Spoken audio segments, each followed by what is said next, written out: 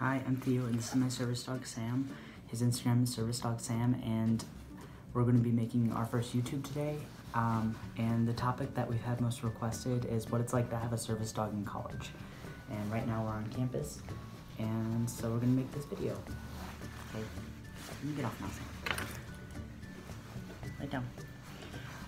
So, the thing with this subject is I'm going to try to make sure I'm just talking about having a service dog in college as a general topic instead of what it's like to have a service dog to help with disabilities in college.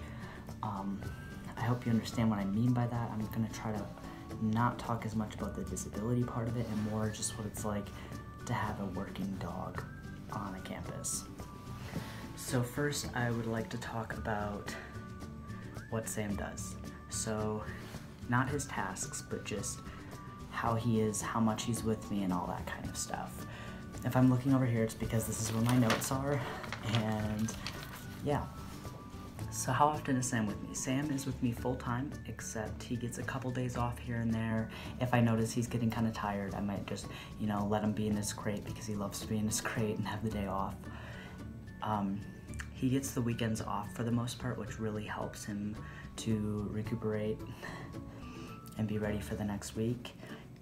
And then also he has to come with me to other things that are extracurricular. So like I'm in a club, and so he comes with me to there, and then also for volunteering opportunities. I am studying to become an elementary special education teacher, and so I'm required to get 20 volunteer hours for one class, and I'll eventually be in a classroom, which Sam and I have worked at a preschool for a little bit, and so it's not too bad. I just have to make sure that we're ready for the interviews and stuff for those volunteer opportunities, and that Sam is comfortable in multiple environments to come to those. My expectations of my classmates are that they don't touch Sam, and I introduce us on the first day when they ask for names. I'll be like, I'm Theo, this is Sam, don't touch him. And people kind of chuckle, but I'm just a blunt person, so usually people chuckle, or I'll have to ask people not to touch him at times, just the usual confrontation you might face in a grocery store. And over time, people will become more used to seeing you on campus. I mean, you're the kid with the dog. So, I myself, I expect that I will stay consistent for Sam and make sure that I'm expecting the same things of him, and I'm paying attention to him and what he needs, and then staying consistent with what I correct and what I don't correct. Basic training stuff like that, along with informing people as needed. I personally am not one to go out there and just do stuff to educate. I just like to live my own life. That's how I am. I can be awkward with confrontation like that, but if someone is saying something that's incorrect, I will bluntly correct them. Like someone was saying something about their dog's registered as a service dog, and I shut that down. That's not a thing. So stuff like that, or service dogs aren't supposed to be pet, they're different than therapy dogs. I've given a speech on that, things like that. And then also what I expect from Sam. So I'll go more into this later when I talk about the tasks that I really worked on to get him ready for college, but the fact that he is tucked properly, that he is staying quiet during class, not making noise, even if he's napping. I don't want him to be making noise while he's napping. And then I also expect him to stay laying like on his front of his chest. So I don't like when he lays out on his side. I will correct him and tell him to get up, and he gets back to his laying position, because I feel like then he's being a bit more professional. So just like that, get up, and then we're done. The gear that I take with us onto campus, Sam has let me see here. Sam has, get up, good boy. Sam has pretty much his normal gear on. So we've got his vest, and leash, and he's got his pull strap and his water bowl right here. These are very useful. Buy multiple of them though, because they do wear out. And he's got his patches, which pay attention to patches that you need for things that you deal with. Like, I'm also getting some picture patches because I will be dealing with younger kids in my volunteer opportunities, but then also Sam's leash. Now this is a bit unique for me. I haven't seen other people doing this as much. I like to, well, currently as a carabiner, but I like to hang the handle of my leash on the pull strap, and then this goes around Sam's neck so that you can see like it just hangs there, like this, so that I can drop the leash when I need him to tuck. And I don't have to think about him getting tangled up in it because this is only a 2-foot traffic lead. And that's been really helpful for us. Sam, you can lay down. Down, good boy. That's been really helpful for us in class and being able to easily access situations, especially in lecture halls and things. That way we can just sit in normal seating and we don't have to go to accessible seating and things like that.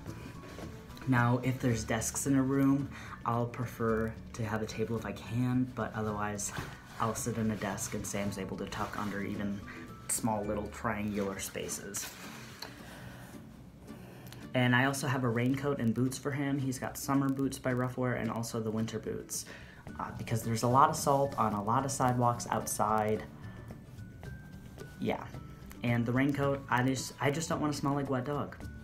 So I got a raincoat for him. It's pretty good. You can find it on our Instagram.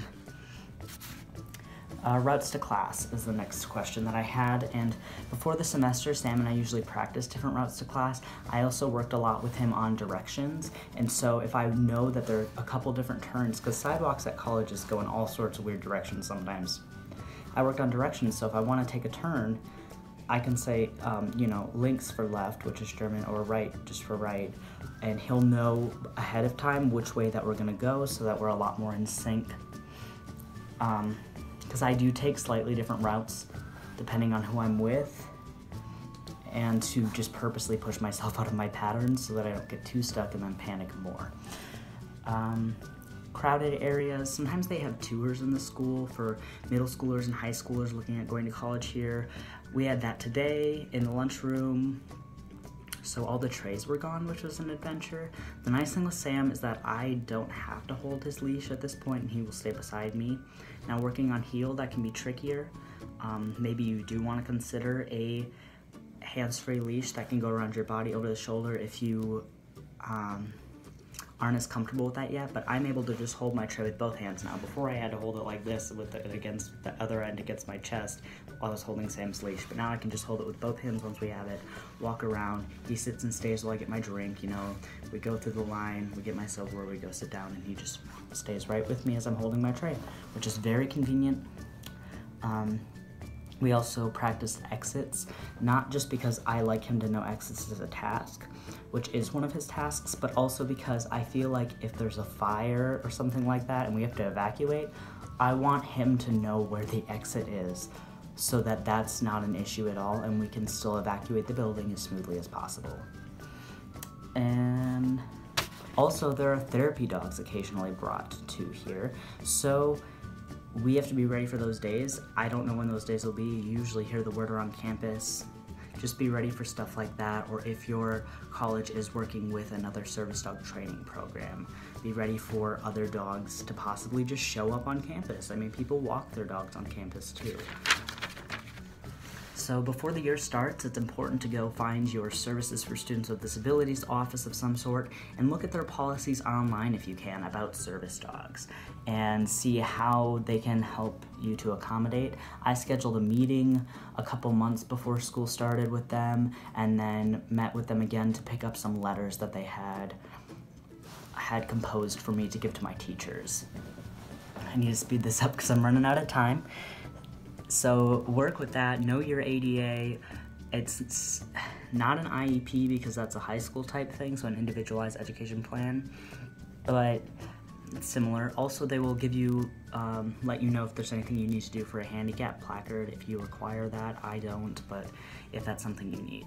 The training, so I just gave the letter sheet to my teachers. My teachers actually didn't really say anything about it, but the thing is, like, Sam's very quiet. He's right with me when he's supposed to be. People actually, my teachers didn't even know he was there sometimes. If I got to the class before the teacher was and sat down, or even walking in after the teacher was in there, sometimes they didn't even notice him because he just walks next to me. I tell him to tuck, he goes under the table, you know, and then people are like, whoa, a dog, when he pops out. So I try to warn my classmates so that that doesn't happen. But stuff like that, you know, warning people that if he touches their foot, I'm sorry, you can push him out of the way. You know, he's not overly reactive or responsive. I mean, he's had kids jump up behind him and he doesn't do anything. That happens. We've worked in a preschool.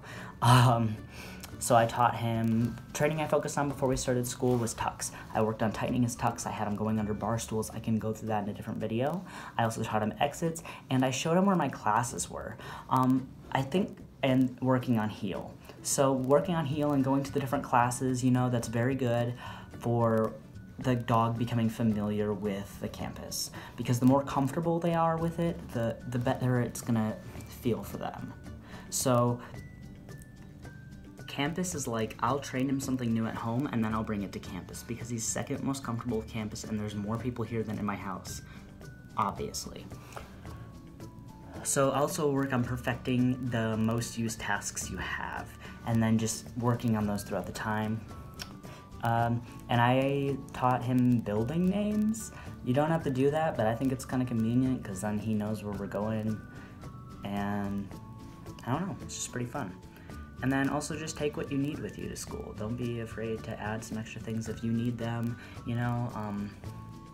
Yeah, potty breaks, do them when your dog needs them. Know how to like make your schedule beforehand and plan around class, stuff like that. And if you have any more questions, let me know, but I think that's the end of this video. So thank you so much for watching. Bye.